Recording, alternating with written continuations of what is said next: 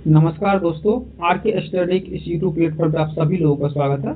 दोस्तों, फिजिक्स का हम लोगों ने चैप्टर 8 जो डिस्कस कर रहा था उसका लगभग 53 क्वेश्चन हम लोगों ने डिस्कस कर लिया है और पार्ट 2 में हम लोग बाकी जितने सारे क्वेश्चन हैं इस वीडियो में हम लोग डिस्कस कर लेंगे। तो आइए देखते हैं, आगे जितने भी क्वेश्चन हैं सबको देखते हैं।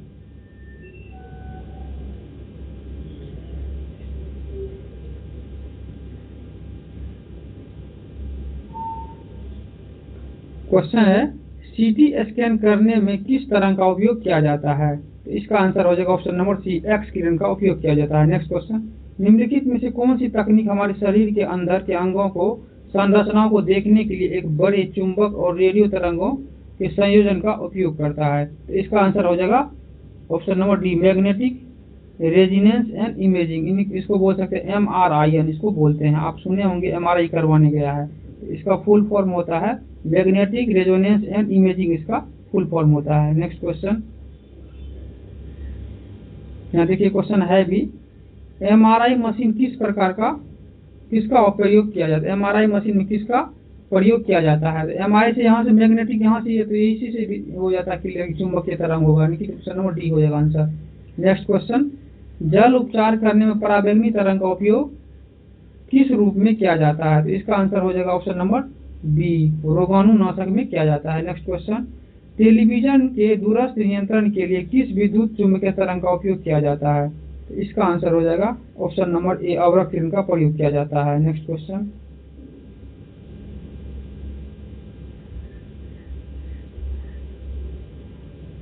निम्नलिखित में से किस पराबैंगनी तरंगों में अधिक ऊर्जा होती है? तो इसका आंसर हो जाएगा ऑप्शन नंबर ए, गामा में अधिक ऊर्जा होती है। इन सभी में जितने भी है, गामा, दृश्य, अवरक्त और रेडियो, इसमें सबसे अधिक ऊर्जा गामा में होती है, क्योंकि गामा का वेवलेंथ सबसे कम होता है इसमें, और जिसका वेवलेंथ सबसे कम होता है उसका ऊर्जा सबसे अधिक होता है। नेक्स्ट क्वेश्चन, FM प्रसारण सेवा में प्रयुक्त होने वाले आवृत्ति बैंड का परास क्या होगा? तो इसका आंसर ऑप्शन नंबर बी, 88 से 108 मेगाहर्ट्ज हो जाएगा। नेक्स्ट क्वेश्चन,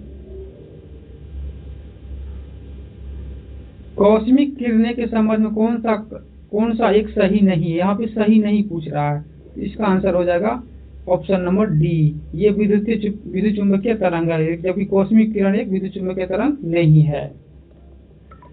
नेक्स्ट क्वेश्चन, परा उच्च आवृत्ति UHF की तरंग साधारणतः संचारित होती है? तो इसका आंसर हो जाएगा ऑप्शन नंबर सी में है,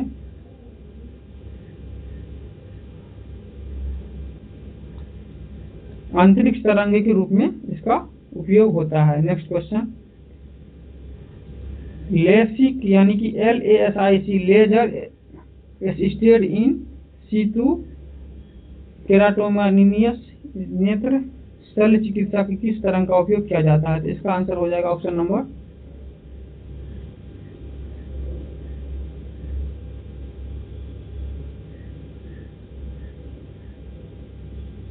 नंबर इसका आंसर ए हो जाएगा, पराबैंगनी किरण हो जाएगा। नेक्स्ट क्वेश्चन, एक्स किरण किस प्रकार का तरंग है? तो एक्स किरण जो है विद्युत चुंबकीय तरंग है। नेक्स्ट क्वेश्चन, दिशा वाले एंटीना प्रयोग करने वाले टेलीविजन दर्शक बरसात में उपग्रह सिग्नल प्राप्त नहीं कर पाते हैं, क्यों? तो इसका आंसर हो जाएगा ऑप्शन नंबर 2 और 3, यानी कि सी हो जाएगा ऑप्शन नंबर सी, 2 और 3। वर्षा की बूंदें रेडियो तरंग की ऊर्जा को अवशोषित करती है, वर्षा की बूंदें रेडियो तरंग की ऊर्जा को मूल दिशा से विचलित कर देती है। नेक्स्ट क्वेश्चन, अवरक्त दृश्य तथा पराबैंगनी किरण प्रकाश के संबंध निम्नलिखित कथनों में कौन सा कथन सही नहीं है? तो इसका आंसर हो जाएगा, इसमें से कोई नहीं हो जाएगा दोस्तों, क्योंकि इसमें सब सही है, इसमें से सब सही, इसका आंसर कोई नहीं हो जाएगा। पराबैंगनी विकिरण की तुलना में अवरक्त का तरंगदैर्घ्य अधिक होता है, ये बात सही है। दृश्य प्रकाश की तुलना में पराबैंगनी का तरंगदैर्घ्य छोटा होता है, ये बात भी सही है। अवरक्त प्रकाश की तुलना में दृश्य प्रकाश की फोटोन ऊर्जा अधिक होती है, ये बात भी सही है। और दृश्य प्रकाश की तुलना में पराबैंगनी फोटोन ऊर्जा अधिक होती है, ये बात भी सही है, यानी कि इसमें से कोई भी गलत नहीं है, सभी सही है। Next question,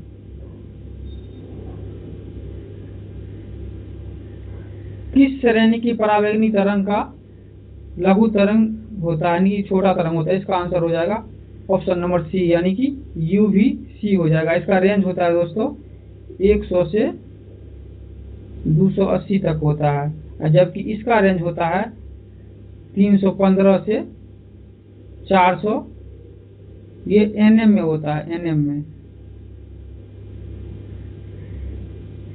next question, microwave oven में किस तरंग का उपयोग किया जाता है? तो ये होता है सूक्ष्म तरंग का उपयोग किया जाता है। ध्वनि की चाल सर्वाधिक होती है, ध्वनि की चाल सर्वाधिक ठोस में होती है। नेक्स्ट क्वेश्चन, ध्वनि के उत्पादन और संचरण के अध्ययन को क्या कहा जाता है? तो इसको एकॉस्टिक कहा जाता है। निम्नलिखित में से किस माध्यम में ध्वनि की चाल अधिकतम होती है?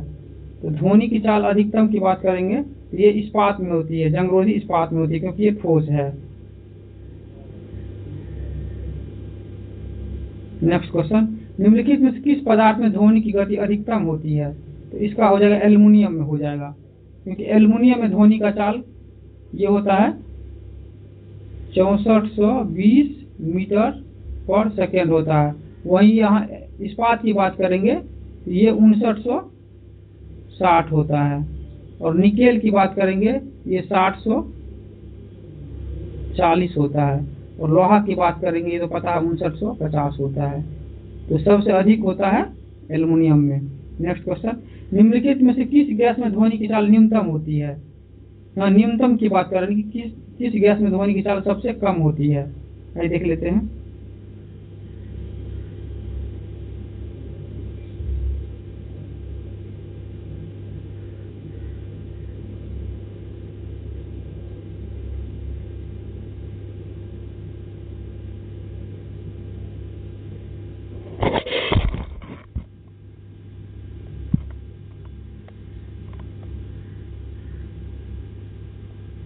दोस्तों क्वेश्चन था किस गैस में ध्वनि की चाल न्यूनतम होती है।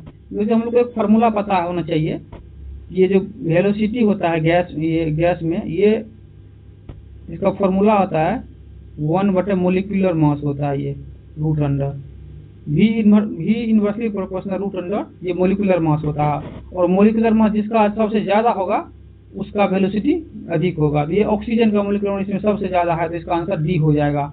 इसमें सबसे कम क्या बोल रहा है? चाल। इसका चाल क्या होगा? सबसे न्यूनतम हो जाएगा, क्योंकि ऑक्सीजन का मोलिकुलर मास सबसे ज्यादा इन सब में से है, इसलिए इसका चाल सबसे कम हो जाएगा। नेक्स्ट क्वेश्चन, वायु में ध्वनि की चाल कितनी होती है? तो वायु में ध्वनि की चाल 332 मीटर पर सेकेंड होती है, या कहीं कहीं 331 भी कहीं कहीं रहता है, लेकिन मैक्सिमम जगह 332 ही आपको मिलेगा। नेक्स्ट क्वेश्चन, ध्वनि की चाल अधिकतम होती है, ध्वनि की चाल अधिकतम होती है समुद्री जल में।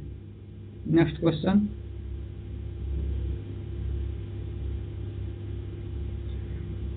जब ध्वनि एक माध्यम से दूसरे माध्यम में जाती है तो परिवर्तित होता है, तो ये इसका आंसर हो जाएगा ऑप्शन नंबर 3 हो जाएगा, डी हो जाएगा, यानी कि 1, 2 और 3 ये सभी परिवर्तित हो जाती है। नेक्स्ट क्वेश्चन,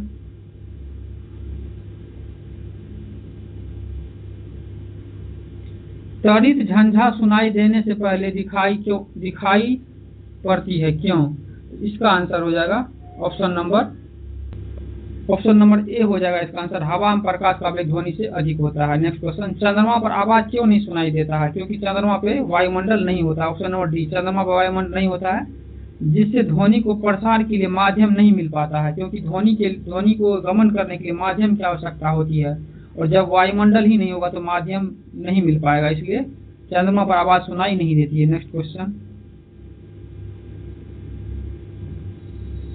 1 डिग्री तापमान में वृद्धि से हवा में ध्वनि का चाल बढ़ जाता है, तो ये 0.6 मीटर पर सेकेंड हो जाएगा। गैस या हवा में ध्वनि की चाल स्वतंत्र है, तो ये दाब से स्वतंत्र है, दाब से ध्वनि की चाल में कोई इफेक्ट नहीं पड़ता है। नेक्स्ट क्वेश्चन, 76 सेंटीमीटर पारा स्तंभ दाब तथा 152 सेंटीमीटर पारा स्तंभ दाब पर ध्वनि का चाल का अनुपात क्या होगा? तो इसका आंसर हो जाएगा ऑप्शन नंबर ए, 1:1 हो जाएगा, क्योंकि दाब पर ध्वनि का प्रभाव नहीं पड़ता है, इसीलिए इसका आंसर ये हो जाएगा। नेक्स्ट क्वेश्चन, निम्नलिखित में से किस एक में ध्वनि की चाल सबसे अधिक होती है? तो इसका आंसर हो जाएगा ऑप्शन नंबर डी, लकड़ी में हो जाएगा आपका। नेक्स्ट क्वेश्चन, 25 डिग्री या 77 डिग्री फ़ारेनहाइट आसुत जल में ध्वनि की अनुमानित गति कितनी होगी? तो इसका आंसर हो जाएगा 1498 मीटर पर सेकेंड हो जाएगा। नेक्स्ट क्वेश्चन, निम्नलिखित नेक्स्ट क्वेश्चन, लगभग 20 डिग्री सी पर निम्नलिखित में से किस माध्यम में ध्वनि की चाल अधिकतम होगी? इसका आंसर हो जाएगा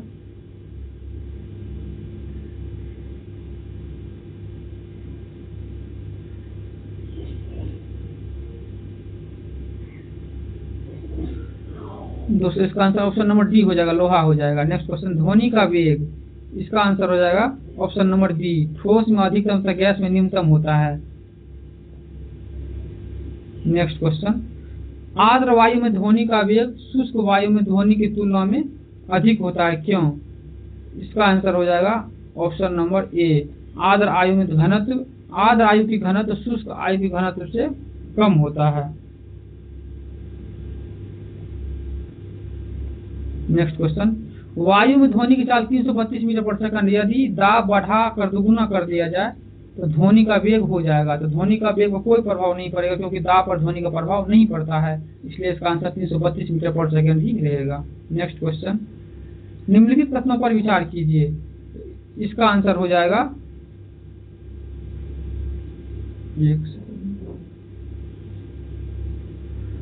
निम्नलिखित कथनों पर विचार कीजिए, उपयुक्त में से कौन सा कथन सही है? इसका आंसर हो जाएगा ऑप्शन नंबर 2, 3 और 4 सही है, जबकि 1 गलत है। 1 में क्या हुआ, तापमान वृद्धि के साथ वायु में ध्वनि का वेग घटता नहीं, ये बढ़ जाता है, ये गलत है। और 2 में ये 2, 3 और 4 जो ये सही है, यहाँ पे 2, 3 और 4 सही है और 1 गलत है। और 2 में क्या है, वायु में ध्वनि का वेग दाब पर निर्भर नहीं करता है, ये बात सही है, दाब का प्रभाव ध्वनि पे नहीं पड़ता है। आर्द्रता बढ़ने से वायु में ध्वनि का वेग बढ़ जाता है, ये बात सही है। आयाम तथा आवृत्ति के परिवर्तन से वायु के ध्वनि के वेग पर प्रभावित नहीं करता, ये बात भी सही है। यानी कि इसका आंसर हो जाएगा 2, 3 और 4। नेक्स्ट क्वेश्चन, वायु में ध्वनि का वेग, इसका आंसर हो जाएगा ऑप्शन नंबर सी, तापमान के घटने से घट जाता है। नेक्स्ट क्वेश्चन, निम्नलिखित में से किस पदार्थ में ध्वनि का सबसे तेज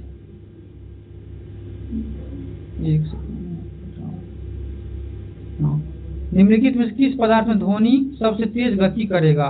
तो इसका आंसर हो जाएगा ऑप्शन नंबर ए, स्टील में।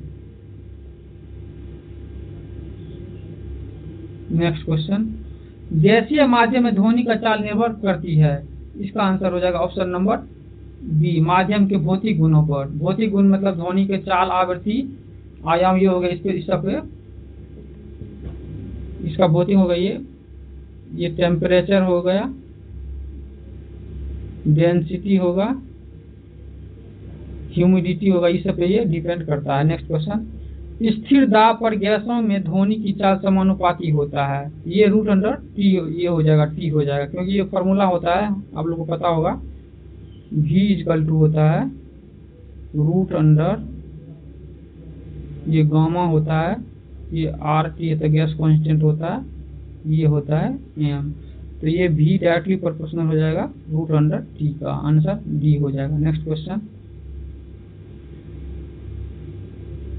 गैसों में ध्वनि की चाल को ज्ञात करने होते हुए न्यूटन ने जो सूत्र दिया था वह त्रुटिपूर्ण था, इस सूत्र को किस वैज्ञानिक ने संशोधन किया था? इसका आंसर हो जाएगा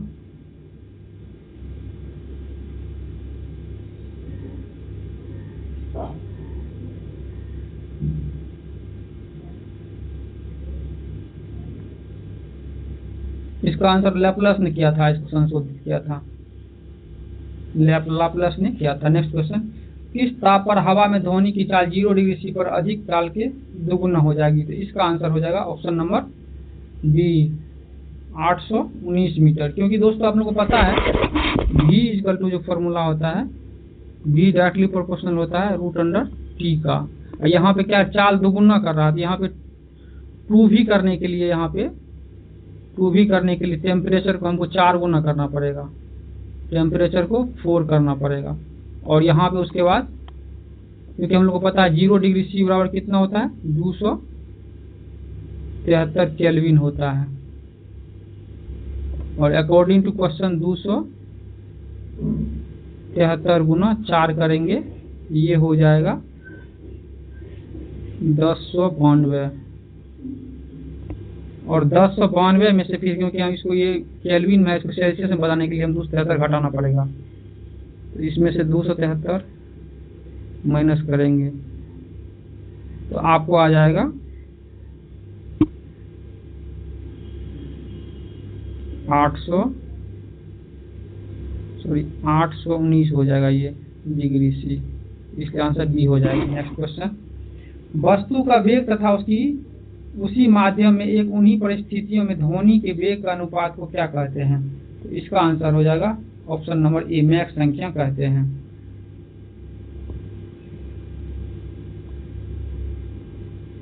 मैक अंकों का प्रयोग सामान्यतः किसके वेग के संबंध में किया जाता है? तो इसका आंसर हो जाएगा वायुयान के संबंध में किया जाता है। पराध्वनिक विमान हवा में उड़ते हैं, तो इसका अर्थ ध्वनि के चाल से अधिक चाल से उड़ते हैं। Next question,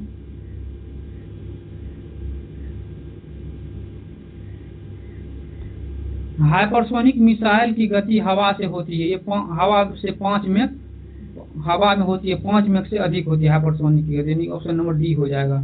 next question, sonic boom या परघाती तरंग हवा में उत्पन्न होता है जब हवा में ध्वनि उत्पन्न करने वाले स्रोत की चाल ध्वनि की चाल से अधिक होती है, ऑप्शन नंबर ए हो जाएगा आंसर। नेक्स्ट क्वेश्चन, ध्वनि के किस लक्षण के कारण ध्वनि पतली और मोटी सुनाई देती है? तो इसका आंसर हो जाएगा ऑप्शन नंबर ए, तारत्व। ये दोस्तों तारत्व जो है डायरेक्टली प्रोपोर्शनल होता है आवृत्ति का, यानी कि आवृत्ति अधिक होगा तो तारत्व भी अधिक होगा।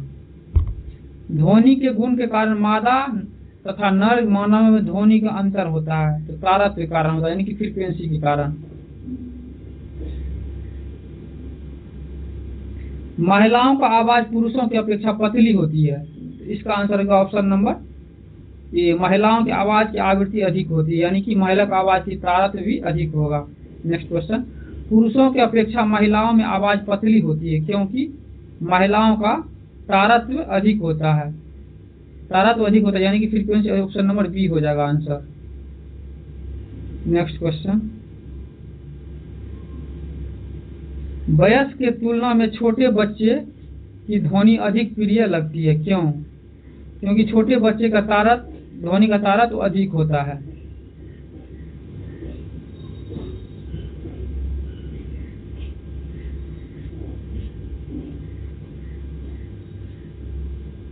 क्योंकि वयस्क के ध्वनि से अधिक तारत्व होता है छोटे बच्चे का। नेक्स्ट क्वेश्चन, ध्वनि का वह गुण जिससे तारत्व निर्धारण होता है, तो उसको आवृत्ति कहते हैं, क्योंकि आवृत्ति जो है तारत्व का डायरेक्टली प्रोपोर्शनल होता है, इसलिए आवृत्ति हो जाएगा आंसर। नेक्स्ट क्वेश्चन,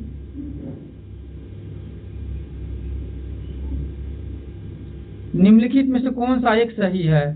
तो इसका आंसर हो जाएगा ऑप्शन नंबर सी, उच्च आवृत्ति वाली ध्वनि का तारत्व उच्च होता है, क्योंकि आवृत्ति डायरेक्टली प्रोपोर्शनल होता है तारत्व का, यानी कि पिच का। नेक्स्ट क्वेश्चन, निम्नलिखित में से किस ध्वनि का तारत्व सबसे अधिक होता है? तो इसका आंसर हो जाएगा ऑप्शन नंबर ए, सितार का तारत्व सबसे अधिक होता है। ध्वनि उस गुण को क्या कहते हैं जिसके कारण ये तेज अथवा धीमी सुनाई पड़ती है? तो इसका आंसर हो जाएगा लाउडनेस, यानी कि प्रबलता, ऑप्शन नंबर बी हो जाएगा। ध्वनि तरंग का वह गुण जिसके कारण प्रबलता का निर्धारण किया जाता है, इसका हो जाएगा एम्पलीट्यूड, यानी कि जितना एम्पलीट्यूड होगा उसका प्रबलता उतना अधिक होगा, यानी कि एम्पलीट्यूड के आयाम कहते हैं। नेक्स्ट क्वेश्चन, निम्न में से कौन सा कथन सही नहीं है? तो इसका आंसर ऑप्शन सी हो जाएगा, समान प्रबलता की ध्वनि की तीव्रता भी समान होती है। नेक्स्ट क्वेश्चन, ध्वनि की प्रबलता ध्वनि उत्पन्न करने वाले कंपन के आयाम के डैश होता है, वर्ग के समानुपाती होता है, ऑप्शन नंबर ए हो जाएगा, क्योंकि हम लोग को पता है लाउडनेस इक्वल टू होता है, लाउडनेस जो होता है डायरेक्टली प्रोपोर्शनल होता है डायरेक्टली प्रोपोर्शनल होता है एम्पलीट्यूड का स्क्वायर का, ये होता है लाउडनेस जो होता है डायरेक्टली प्रोपोर्शनल ए स्क्वायर हो जाएगा, यानी कि एम्पलीट्यूड का। नेक्स्ट क्वेश्चन,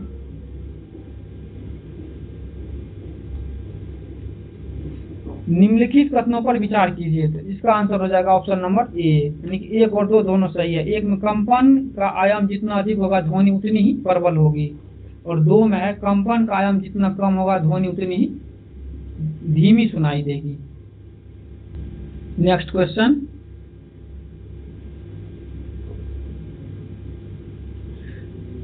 यदि हारमोनियम तथा सितार पर एक ही स्वर बजाया जाए तो उनमें से उत्पन्न ध्वनि का भेद निम्नलिखित में से अंतर के कारण किया जा सकता है।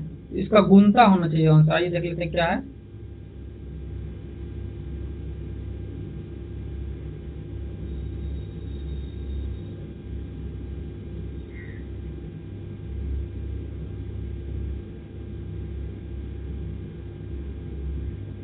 इसका आंसर हो जाएगा केवल गुणता के कारण, ऑप्शन नंबर सी हो जाएगा। नेक्स्ट क्वेश्चन, एक एकल आवृत्ति की ध्वनि को क्या कहते हैं? तो एक एकल आवृत्ति की ध्वनि टोन कहते हैं। एक एकल आवृत्ति की ध्वनि को टोन कहते हैं। यदि अगर कई आवृत्ति की ध्वनि को मिश्रण किया जाए तो उसको नोट कहते हैं। एकल आवृत्ति बोलेगा तो टोन कहते हैं, और कई आवृत्ति के मिश्रण को नोट कहते हैं, NOTE नोट कहते हैं। नेक्स्ट क्वेश्चन, प्रति सेकंड इकाई क्षेत्र से गुजरने वाली ध्वनि की ऊर्जा का मात्रक को क्या कहा जाता है? तो इसका आंसर हो जाएगा ऑप्शन नंबर बी हो जाएगा, तीव्रता कहते हैं। नेक्स्ट क्वेश्चन, ध्वनि की तीव्रता का SI मात्रक क्या होता है? तो ध्वनि की तीव्रता का SI मात्रक होता है वाट पर मीटर स्क्वायर होता है। डेसिबल किससे मापने के लिए प्रयोग किया जाता है? तो डेसिबल ध्वनि के वातावरण में ध्वनि को मापने के लिए किया जाता है। मनुष्य के लिए मानक ध्वनि स्तर क्या होना चाहिए? मनुष्य के लिए मानक ध्वनि स्तर ये 60 डेसिबल होना चाहिए, यानी कि ऑप्शन नंबर ए हो जाएगा इसका आंसर। नेक्स्ट क्वेश्चन,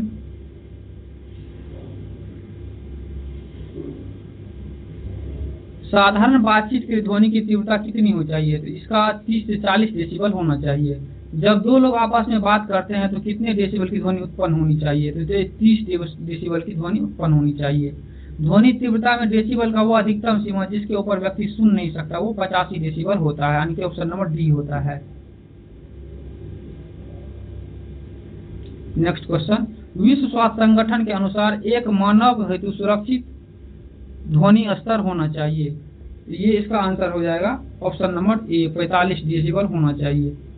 रात के समय आवासीय क्षेत्र में शोर का अधिकतम स्तर कितना होता है? तो ये हो जाएगा 45 dB होना चाहिए इसका भी। ध्वनि प्रदूषण से उत्पन्न किस इकाई को मापा जाता है? तो ये डेसिबल में मापा जाता है।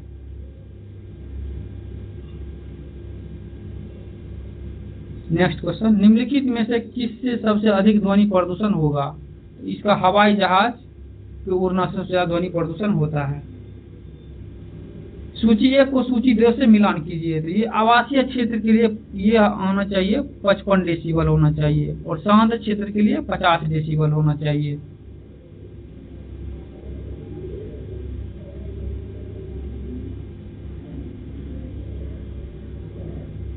और वहीं औद्योगिक क्षेत्र करेंगे तो औद्योगिक क्षेत्र के लिए ये 70 से 75 डेसिबल होना, या 75 डेसिबल भी आप यहाँ बोल सकते हैं। और यहाँ व्यापारिक क्षेत्र के लिए 65 डेसिबल होना चाहिए। तो इसका आंसर हो जाएगा option number C. Next question,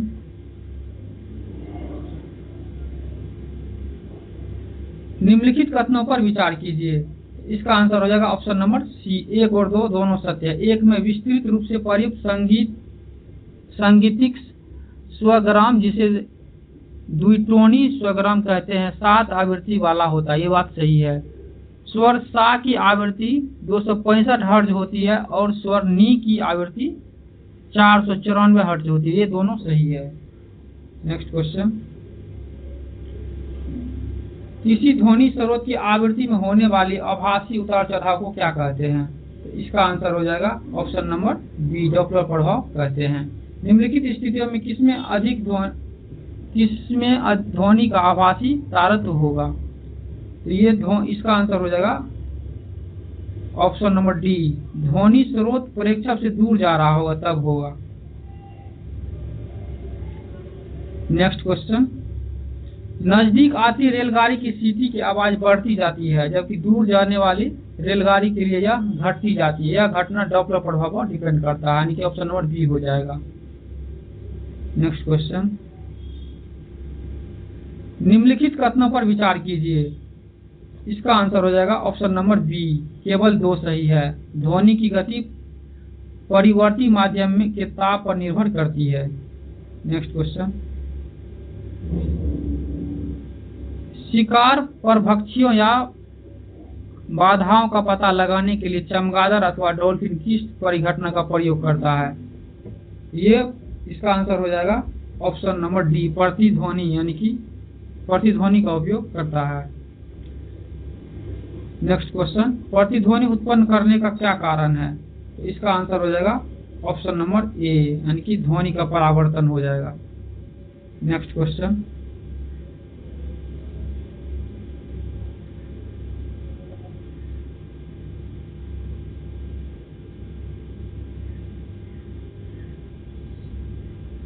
स्पष्ट प्रतिध्वनि सुनने के लिए परावर्तक सतह और ध्वनि स्रोत के बीच न्यूनतम दूरी कितना होना चाहिए? 17 मीटर होना चाहिए। अगर 17 मीटर नहीं हो तो ये 16.6 मीटर के आसपास होता है ये लगभग में। नेक्स्ट क्वेश्चन, ध्वनि का प्रभाव मानव के कान पर कितने समय तक रहता है? ये 0.1 सेकंड, यानी कि 1/10 सेकंड तक रहता है, यानी कि ऑप्शन नंबर ए हो जाएगा। प्रतिध्वनि स्पष्ट सुनाई दे, इसके लिए मूल ध्वनि तथा प्रतिध्वनि के बीच कितना समय अंतराल होना चाहिए? तो इसका आंसर हो जाएगा ऑप्शन नंबर बी, 1/10 सेकंड से अधिक होना चाहिए। नेक्स्ट क्वेश्चन, रडार की कार्य प्रणाली किस सिद्धांत पे कार्य करती है? इसका आंसर हो जाएगा ऑप्शन नंबर ए, रेडियो तरंग के परावर्तन पर रडार काम करता है। नेक्स्ट क्वेश्चन, स्टेथोस्कोप ध्वनि के किस सिद्धांत पर कार्य करता है? ऑप्शन नंबर ए, परावर्तन पे कार्य करता है। Next question, stethoscope, horn, loudspeaker जैसे ध्वनि तरंग किस सिद्धांत को प्रयोग में लाते हैं? तो इसका आंसर हो जाएगा ऑप्शन नंबर ए, परावर्तन के काम में लाते हैं। तो ये बहुलित परावर्तन हो जाएगा इसका आंसर। परावर्तन का ही रूप है, लेकिन ये बहुलित परावर्तन हो जाएगा इसका आंसर। नेक्स्ट क्वेश्चन, बड़े समाभवन में ध्वनि निर्बंध ध्वनि के परावर्तन के पुनरावृत्ति का परिणाम है, जिससे क्या कहते हैं? तो इसका आंसर हो जाएगा, इसको अनुरणन कहते हैं। अनुरणन कहते हैं। बड़े समाभवन में अनुरणन का क्या कारण है? तो इसका आंसर हो जाएगा ऑप्शन नंबर ध्वनि का परावर्तन। नेक्स्ट क्वेश्चन, गूंजहीन हॉल का अनुकरण काल होता है? इसका आंसर हो जाएगा 0 सेकंड होता है। अच्छे ऑडिटोरियम की दीवारें, छत व फर्श किसी रेशेदार पदार्थ, कालीन, ग्लास, फाइबर आदि से ढके रहता है। इसका कारण है, इसका आंसर हो जाएगा ऑप्शन नंबर डी, ध्वनि का अवशोषण करके प्रतिध्वनि को रोकना। ऑप्शन नंबर डी हो जाएगा। नेक्स्ट क्वेश्चन, अनुरणन काल तथा हॉल के आयतन के बीच का संबंध प्रतिपादन किसने किया था? तो इसका आंसर हो जाएगा, ये सेबिन ने किया था। नेक्स्ट क्वेश्चन,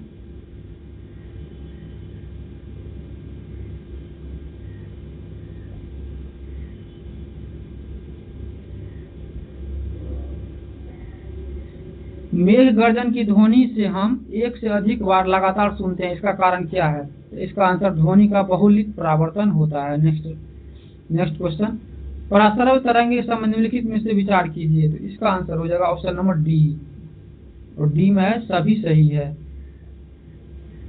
ये कीटों को मार सकता है, ये कपड़े के धूल कणों को निकाल सकता है, इसका उपयोग चिकित्सा के क्षेत्र में भी किया जा सकता है, ये स्वचालित दरवाजे और खिड़की को नियंत्रित कर सकती है। नेक्स्ट क्वेश्चन, अनुनाद क्या है? तो अनुनाद ये प्रणोदित कंपन होता है, अनुनाद, इसको अनुनाद कहते हैं। नेक्स्ट क्वेश्चन, जब सेना पुल पार करती है तो सैनिक के कदम कदम मिलाकर न चलने का निर्देश दिया जाता है। तो इसका आंसर हो जाएगा ऑप्शन नंबर बी, अनुनाद के कारण पुल टूटने की खतरा रहती है। नेक्स्ट क्वेश्चन,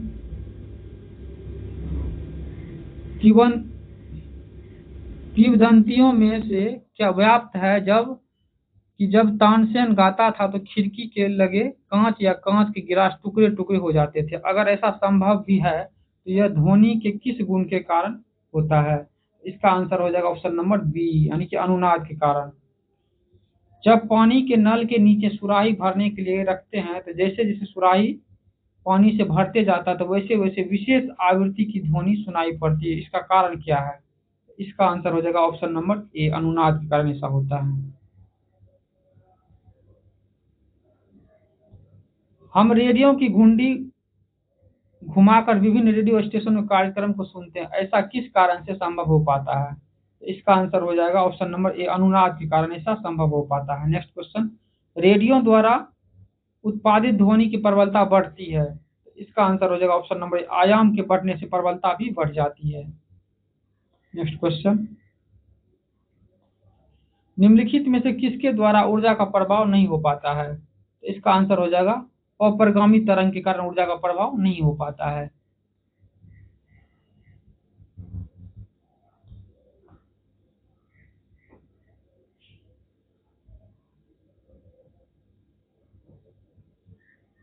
नेक्स्ट क्वेश्चन, दो ध्वनि तरंग के बीच अस्थायी व्यतिकरण निम्न में से कौन सी शर्तें आवश्यक है? इसका आंसर हो जाएगा ऑप्शन डी हो जाए, उपयुक्त में से सभी। दोनों तरंग की आवृत्ति बराबर होनी चाहिए, दोनों तरंगे के आयाम बराबर होनी चाहिए, किसी बिंदु पर दोनों तरंगे के कारण विस्थापन एक ही रेखा पर होनी चाहिए।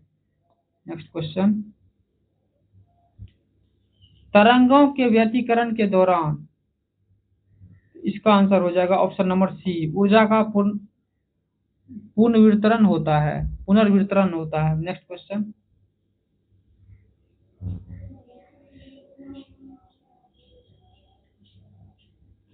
जब किसी स्थान पर दो लाउडस्पीकर साथ साथ बजते हैं तो किसी स्थान पर विशेष पर बैठे श्रोता को ध्वनि सुनाई नहीं देती है, इसका कारण क्या है? इसका आंसर हो जाएगा ऑप्शन नंबर बी, ध्वनि तरंगों का व्यतिकरण ऐसा हो पाता है। नेक्स्ट क्वेश्चन, प्रकाश घर लाइट हाउस से सायरन बजा कर समुद्री जहाज को संकेत भेजा जाता है, लेकिन कुछ क्षेत्र ऐसे होते हैं जहां सायरन की ध्वनि नहीं पहुंच पाती, जिसके कारण नीरव क्षेत्र यानी कि साइलेंस जोन कहते हैं। समुद्र तट के निकट नीरव क्षेत्र बनने का कारण क्या है? तो इसका आंसर हो जाएगा ऑप्शन नंबर ए, व्यतिकरण के कारण ऐसा होता है। नेक्स्ट क्वेश्चन,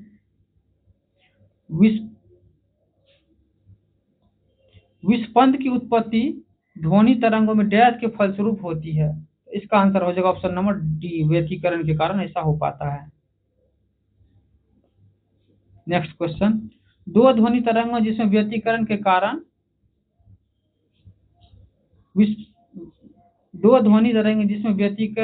विस्पंदन उत्पन्न होता है, इसका आंसर हो जाएगा ऑप्शन नंबर बी, आवृत्तियां वो समान और आयाम बराबर होता है, जिसके कारण विस्पंदन उत्पन्न हो पाता है। नेक्स्ट क्वेश्चन, संक्षिप्त शब्द सोनार का पूर्ण रूप क्या है? तो इसका आंसर हो जाएगा option number A, sound navigation and ranging इसका आंसर हो जाएगा। नेक्स्ट क्वेश्चन, रात के समय ध्वनि दूर तक स्पष्ट सुनाई देती है, जबकि वही ध्वनि दिन में अपेक्षाकृत कम दूरी तक सुनाई देती है, इसका कारण क्या है? तो इसका आंसर हो जाएगा ऑप्शन नंबर बी, ध्वनि का अपवर्तन करने से हो पाता है। नेक्स्ट क्वेश्चन, सोनार यंत्र का प्रयोग प्रायः किनके द्वारा किया जाता है? तो इसका आंसर हो जाएगा ऑप्शन नंबर सी, नौ संचालन के द्वारा सोनार का उपयोग किया जाता है। नेक्स्ट क्वेश्चन, कमरे में बैठे व्यक्ति बाहर के व्यक्तियों को देख नहीं सकते, परंतु उनकी आवाज को सुन सकते हैं, ऐसा क्यों हो पाता है? तो इसका आंसर हो जाएगा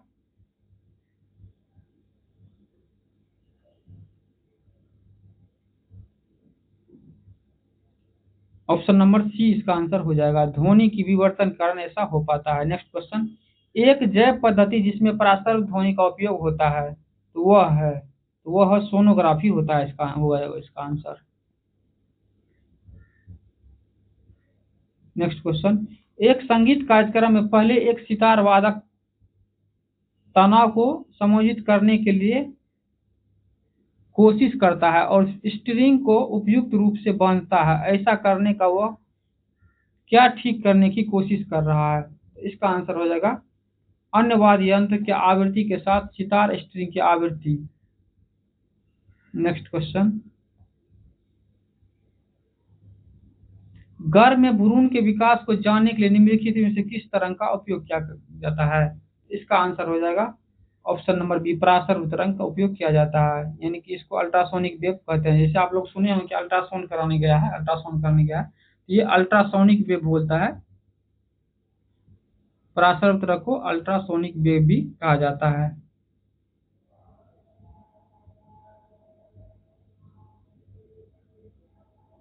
नेक्स्ट क्वेश्चन, निम्नलिखित में से कौन सा एक वायु ध्वनि के तरंग द्वारा उत्पादित नहीं की जा सकती है? तो इसका आंसर हो जाएगा ऑप्शन नंबर डी, ध्रुवन को उत्पादित नहीं किया जा सकता है। Next question,